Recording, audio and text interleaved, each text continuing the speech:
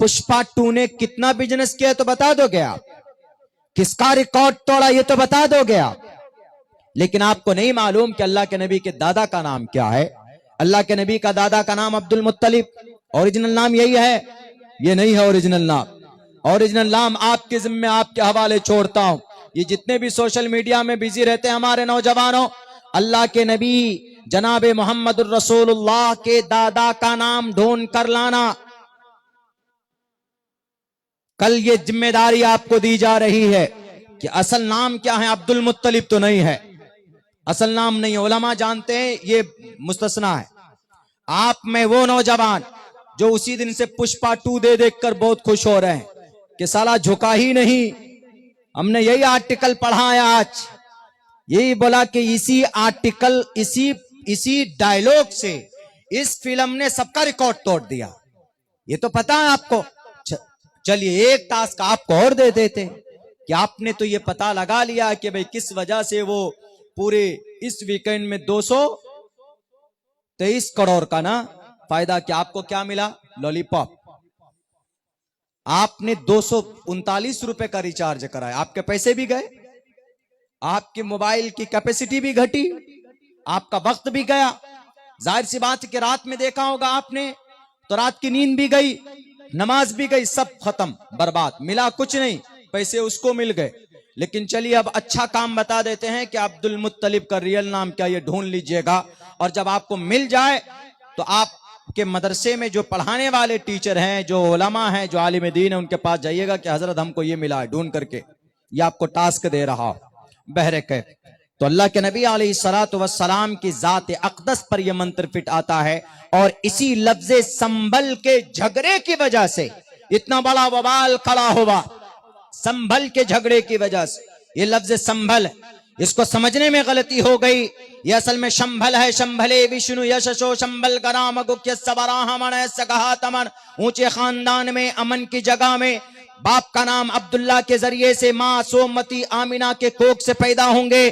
जरा बताओ आज तक तारीख इंसानी में, इंसानियत की तारीख में आज तक अगर ये मंत्र किसी जात अक़दस पर फिट आता है तो जनाब मोहम्मद रसूलुल्लाह सल्लल्लाहु अलैहि वसल्लम।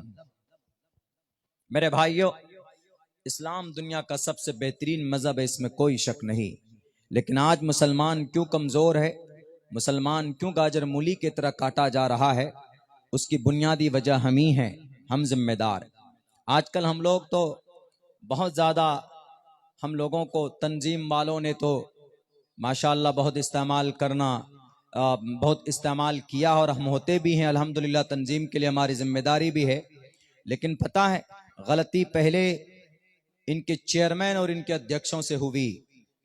आप यही जैसे औकाफ की प्रॉपर्टी, कितनी कॉन्फ्रेंसें हुई है, तहफ़्फ़ुज़ औकाफ कॉन्फ्रेंस, वक्फ की प्रॉपर्टी के ऊपर कॉन्फ्रेंस कर रहे हैं, जीमेल भेज रहे हैं, नोटिफिकेशन डाल रहे हैं। पता है क्यों ऐसा हुआ? अभी मिस्टर मोदी को क्यों लाया गया तहफ़्फ़ुज़ औकाफ, इसको हड़पने के लिए। वक्त बहुत कम है, 1.5-2 घंटे कम पड़ जाते हैं, बातें चलती रहती है, काम की बातें जो याद आ रही मैं आप लोगों के सामने बोल दे रहा हूं। तहफ़्फ़ुज़ औकाफ दुनिया, भारत के अंदर, दुनिया में इससे बड़ी तंजीम, इससे बड़ी बोर्ड नहीं है। भारत के अंदर गवर्नमेंट के मुकाबले में है ये बोर्ड। यानी गवर्नमेंट के पास सबसे ज्यादा जमीन आर्मी के पास है, रेलवे के पास है, तीसरे नंबर पर बोर्ड के पास, मुस्लिम वक्फ बोर्ड के पास 9.5 लाख एकड़ जमीन है। ऐसे नहीं है, 9.5 लाख एकड़ जमीन और सालाना कितना, 12,500 करोड़ रुपए आ रहे हैं सालाना इनकम, 1250 करोड़। ये पैसा कहां जा रहा है? आपकी जमीन है, आपके बाप दादा की प्रॉपर्टी है, उससे जो पैसे आ रहे हैं जा कहां रहे? आपका मकतब 1989 से चल रहा है, मदरसा क्यों बंद हुआ मदरसा आपका? जाहिर सी बात है कि फंड की कमी रही होगी, जाहिर सी बात है कि इसके अंदर में असातिज़ा को तनख्वाह नहीं मिल रही होगी। क्यों मदरसे बंद हो जाते? क्या इन 1200 करोड़ रुपए में मदारिस नहीं चलाए जा सकते? चलाए जा सकते। इन 1200 करोड़ रुपए की आमदनी से अइम्मा को तनख्वाह नहीं दी जा सकती? दी जा सकती। इन 1200 करोड़ रुपए में क्या हम कोई यूनिवर्सिटी नहीं बना सकते जहां हमारी बच्चियां पढ़ें? इन 1200 करोड़ रुपए की सालाना की आमदनी से क्या हम कोई हॉस्पिटल नहीं बना सकते? आज हमें आलिम की भी जरूरत है पहले नंबर पर, लेकिन वहीं पर दूसरे नंबर पर हमें वकील की भी जरूरत है, हमें डॉक्टर की भी जरूरत है। डॉक्टर बनने के लिए आपको नीट क्रैक करना होगा और नीट की तैयारी में 2 साल लगते हैं, और नीट भारत का दूसरा सबसे बड़ा एग्जाम होता है। हमारे पास नीट की तैयारी के लिए कोई कोचिंग सेंटर है नहीं है, तो 1200 करोड़ रुपए वाली आमदनी वाली ये तंजीम ने क्या किया? आज तक कहां गए पैसे? सवाल किया आज तक किसी ने? नहीं किया। हमारी गरीब बच्चियों की शादी पर उसका बाप लोन लेकर अपने दामाद को अपाची और खपाची देता रहा, लेकिन उसकी मदद के लिए नहीं आए वक्फ वाले। पहले गुनाह इन्होंने किया, आज भी कर रहे हैं, और हमें डीएम की भी जरूरत है, एसपी की भी जरूरत है। डीएम और एसपी के लिए क्या क्रैक करना पड़ता? यूपीएससी एग्जाम क्रैक करना पड़ता, उसके लिए भी 2 साल की कोचिंग होती। हमारी इन तंजीमों और इन बोर्ड ने आज तक कोई इंस्टीट्यूट, आज तक कोई कोचिंग सेंटर बनाया जहां पर हमारे बच्चे यूपीएससी की तैयारी करें? क्यों नहीं बनाया? गुनाह है। डॉक्टरेट की तैयारी करवाना गुनाह है, यूनिवर्सिटी चलाना बनाना गुनाह है, और हम प्रोटेस्ट करते हैं कि हमारी बच्ची की बुर्के के साथ खिलवाड़ किया गया। तुम्हारे पास क्यों नहीं बच्चों की तालीम के लिए कोई बंदोबस्त है? तुम्हारे पास क्यों नहीं कोई तालीमी ढंग का निजाम है? पहले मुजरिम हम खुद हैं। मेरे भाइयों, आपको यकीन नहीं होगा, 25,000 रुपए की जो फ्लैट है वक्फ की प्रॉपर्टी है, महीने की आमदनी 25,000 रुपए का रेंट है, लेकिन वक्फ के फॉर्म पर सिर्फ 2,500 रुपए लिखा जाता है, बाकी 22,500 रुपए उसके पॉकेट में होते हैं। कौन है ये लूटने वाला? टोपी और दाढ़ी वाला हमारे चेयरमैन है ना। चेयरमैन तो कोई और था नहीं, हमारे ही लोग थे, सदियों से बैठे हुए इस पर। इसीलिए इस उम्मत की कमर अगर किसी ने तोड़ी है तो हमारे लोगों ने खुद से तोड़ी। और आज अब जब गले पे आ पड़ी तो चलो जीमेल करो और कानून के सामने खड़े हो, तो अब भी अब्दुल्ला एक रास्ता बताता है।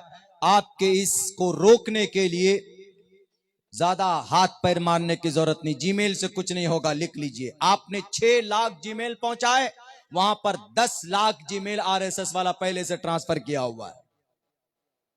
आपको क्या करना है? आपको सिर्फ ये करना है कि जिनको हम सेक्युलर मानते हैं उन पार्टियों की अक्सरियत राज्यसभा में है, उनको मजबूर करें कि हमने आपको वोट दिया है, हमारी आज प्रॉपर्टी खतरे में है, आप राज्यसभा में अक्सरियत में है। मोहतरम गांधी साहब और मोहतरम बिहार के नीतीश जी, चंद्रबाबू नायडू, खुले लफ्जों में ये सियासी बात नहीं बल्कि एक रास्ता, एक उपाय बता रहा हूं। इसको आप लोग ये नहीं लीजिएगा कि मौलाना जलसा तो था तालीम का, तरबियत का, ये सारी चीजें उसी की निस्बत पे है। जब हम पढ़े लिखे होंगे तो हमें पता होगा कि हमको कहां पर कार्रवाई करने की जरूरत है, तो हमें वहां पर उन लोगों को मजबूर करने की जरूरत है। लोकसभा में हैं वो लोग, अक्सरियत में फिरके बातिला के लोग, जो इस देश को तरक्की में नहीं देखना चाहते, लेकिन राज्यसभा में आप ज्यादा तादाद में है, आप उसको फोर्स कीजिए तो इंशाअल्लाह ये बिल वहां पर पास होने से रुकेगा। खैर, चलिए आगे बढ़ते हैं, एक कदम और आगे बढ़ जाते हैं। इस उम्मत को, हम मुसलमानों को यकीनन हमारे लोगों ने कमजोर किया है। एक छोटी सी ताजा, जो अभी आप लोगों को शायद मालूम भी नहीं होगा, मेरे पास मजबूरी यही रहती कि जब अच्छा वक्त आता है बोलने का तो मेरे पास वक्त ही नहीं होता, क्योंकि कल प्रोग्राम हमें कनेक्ट करना है महाराष्ट्र का। यहाँ से हम कलकत्ता जाएंगे, वहां से फ्लाइट लेंगे 1:30 बजे, उसके बाद कल वहां पहुंचना। आपकी दुआ रही तो इंशाअल्लाह सही सलामत पहुंचूंगा। एक वाकया आपको बता देता हूँ, हमारा अकीदा कहाँ से जुड़ा हुआ है? हमारा अकीदा काबतुल्लाह से जुड़ा हुआ है। पता है काबतुल्लाह में अभी कुछ दिनों पहले क्या हुआ है? काबतुल्लाह के पिक्चर के साथ क्या हुआ है, उसके फोटो के साथ क्या हुआ है, शायद आपको मालूम नहीं है। उसके फोटो का ढांचा बनाकर सऊदी अरब के बादशाह ने यह कहा है सऊदी अरब की राजधानी रियाज में, वहां पर एक 250 लोगों को, कौन, गाने वालों को बुलाया, गाने वालों को बुलाया गया और यूं कहा गया गाइए, परफॉर्मेंस दिखाइए, 8-8 करोड़ रुपए लेकर। कम बखत जालिम गजा पट्टी में 17,500 मासूम बच्चे शहीद कर दिए गए। मुल्क शाम के अंदर जो आज हरकत के अंदर है, 8.5 लाख लोग वहां पर, 5.5 लाख शहीद हुए, 3-3.5 लाख लोग बेघर हुए। वहां पर कोई मदद नहीं पहुंचा सके और 8 करोड़ रुपए गाना गाने वालों के लिए है इनके पास पैसा, वहां के फरमारवा के पास।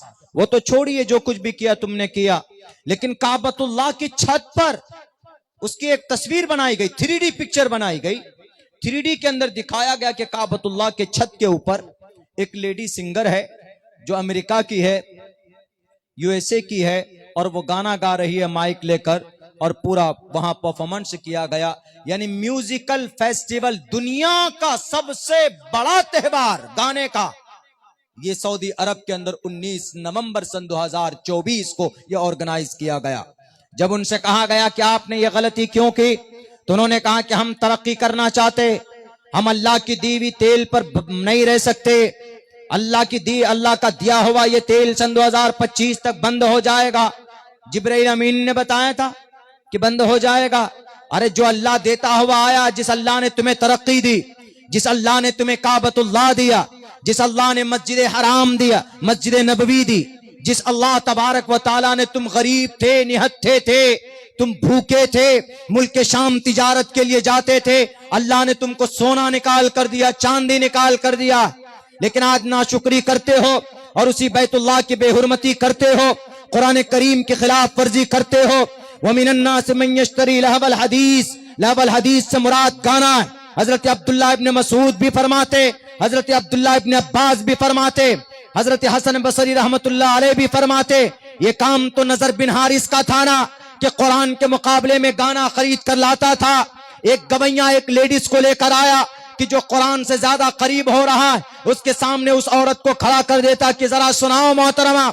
जैसे आजकल की ये जितने भी ये इंडियन आइडल, ये सारे गामा पा, ये जितने भी लोग गाना गाते गवाते हमारे नौजवानों को बर्बाद करते हैं, ये सब के सब नजर बिन हारिस की औलाद हैं। इनके मखालफत में कुरान नाजिल हुआ था। अल्लाह के नबी ने फरमाया कि मेरी उम्मत में भी लोगों के चेहरे मस्क होंगे। किसी ने पूछा कि अल्लाह के नबी वो मुसलमान नहीं होंगे? तो सहाबी ने जब पूछा तो अल्लाह के नबी ने कहा कि वो मुसलमान भी होंगे, वो रोजे भी रखेंगे, लेकिन शराब के आदी होंगे, लड़कियों के शौकीन होंगे, गाने बजाने वाले होंगे, गाने बजाने वाली औरत के शौकीन होंगे, और रातों को जब वो लोग ये शौक पूरा करेंगे तो सुबह उनके चेहरे मस्क हो चुके होंगे। ये बात सच है कि पूरी उम्मत को तबाह नहीं किया जा सकता बैक वक्त, लेकिन फर्दन फर्दन चेहरे मस्क किए जा सकते हैं। 70 हदीसें अल्लाह के नबी अलैहिस्सलातु वस्सलाम की इस ताल्लुक से मौजूद है। मेरे उम्मत के लोगों, मेरे नौजवानों, इसलिए गुनाह से दूर रहो और गाने से खुसूसन दूर रहो। वहां पर काबतुल्लाह अगर पेश इमाम में सजदे की जगह पर काबतुल्लाह की तस्वीर बनी होती है तो हम वहां कदम नहीं रखते, इतना एहतराम करते, और तुम गाना और डीजे और डांस करवाते हो। 57 ममालिक हैं मानता, लेकिन सब के सब गुलाम हैं इन यहूदियों के, सब के सब गुलाम हैं इसराइल के। नोट की गड्डियां लिए हुए और उनके कठपुतली बने बैठे। मेरे भाइयों, मैं बोल रहा हूं, चूंकि मेरे पास ये सारी चीजें आई तो मैं उस फरीजे को अदा कर रहा हूं जो कि अल्लाह के नबी अलैहिस्सलातु वस्सलाम ने अपने हदीस के अंदर बयान फरमाया है। मन रआ मिनकुम मुनकरन फलयुगय्यिरहु बियदिही फइल्लम यस्तती फबिलिसानी फइल्लम यस्तती फबिक़ल्बी वज़ालिका ज़अफ़ुल ईमान। आपकी भी जिम्मेदारी बनती है, अगर समाज के अंदर कोई बुराई देखते हैं, अगर कोई अपने अकीदे को छोड़कर शकीलियत को भी इख्तियार करता है। अभी बताया मौलाना ने कि यहाँ पर दीन से इर्तिदाद भी बहुत ज़्यादा है, हमारे मुसलमान लोग फितने शकीलियत की तरफ जा रहे हैं। एक बात याद रख लो, अगर आपने अपने ईमान का सौदा किया, या अय्युहल्लज़ीना आमनू मन यर्तद्द मिनकुम अन दीनिही, तो मेरे भाई फयमुत व हुवा काफिरुन फउलाइका हबितत आमालुहुम, तो आपके लिए हमेशा के लिए जहन्नम है और रुसवाई।